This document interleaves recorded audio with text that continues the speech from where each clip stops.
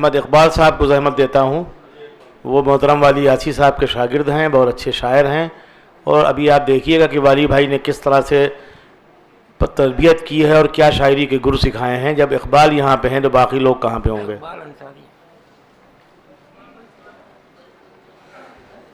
एक मतला और दो शेर समाज फरमाए कि दिलों को क़ुव्वते ईमानो जान देता है, दिलों को क़ुव्वते ईमानो जान देता है, हमारे कानों में कोई अजान देता है।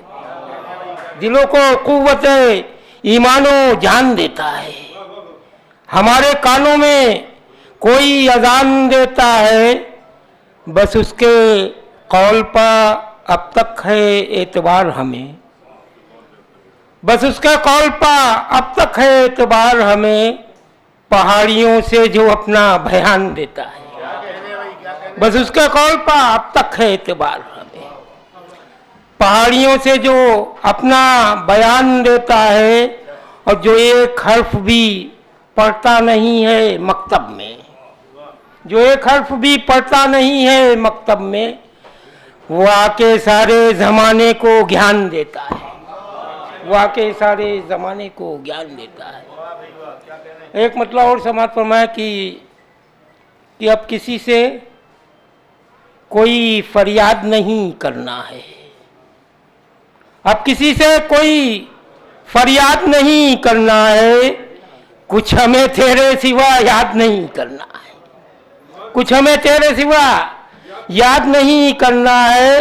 और वो जो खुद अपनी मदद आप नहीं करते हैं, वो जो खुद अपनी मदद आप नहीं करते हैं, ऐसे लोगों की अब इमदाद नहीं करना, ऐसे लोगों की अब इमदाद नहीं करना है। और एक मतलब और समाप्त में कि अब चरागों से कोई बात नहीं होती है, अब चरागों से कोई बात नहीं होती है, मेरे कमरे में कभी रात नहीं होती।